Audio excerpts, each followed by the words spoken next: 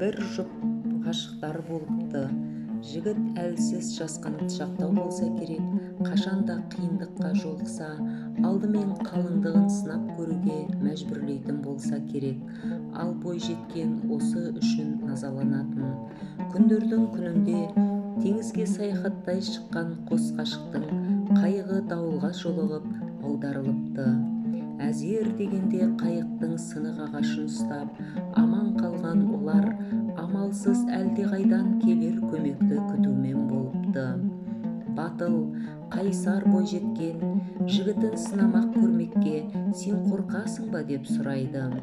Көзінде үрей тұнған жігіт жалма-жан жан қалтасына үнемі салып жүретін пышағын алып, егер әлдеқайдан қатер төнер болса, алдымен сені қорғаймын депті сеніммен. Дәл осындай қатерлі сәтте мынадай батыл шешімге риза болған бойжеткен іштей риза болыпты. Көп күтпей үлкен жүк кемесі бұларды байқап құтқаруға келе жатады. Қуанышы қойнына сыймаған қос ғашық дәл осы сәтте өздеріне таяп келе жатқан жыртқыш акуланы да көреді. Қорқыныштан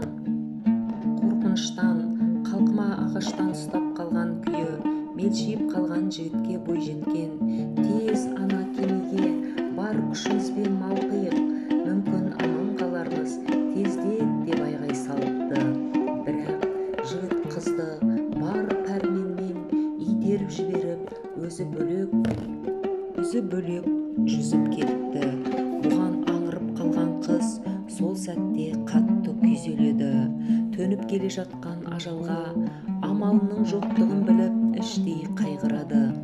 Бақытына орай әлгі жыртқыш оның қасына келсе де, оған бұрылмастан жігіт малтып кеткен жаққа қарай өте шығыпты. Бейшара жігіт әп сәтте акуланың жемтігіне ілінеді. Жан таласып жатқан сәтінде бар даусымен мен сені сүйемін деп айғайлапты.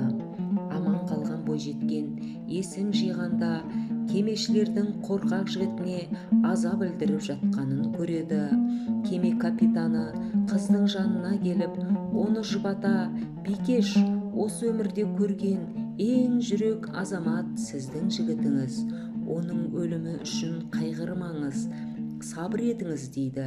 Жоқ, ол барып тұрған қоян жүрек, мен ештеңеге қайғырмаймын дейді қыз жасын сүртіп. Кеме бастығы бойжеткеннің бұл қылығына түсінбей, қалайша оны кінәлап тұрсыз? Мен бәрін байқалап тұрдым.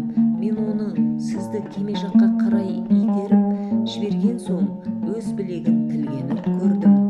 Ал акуланың қанға деген сезімталдығы өте күшті. Егер ол бұлай істемегенде сіздің аман қалуыңыз мүмкін емес еді дейді сабырлықпен.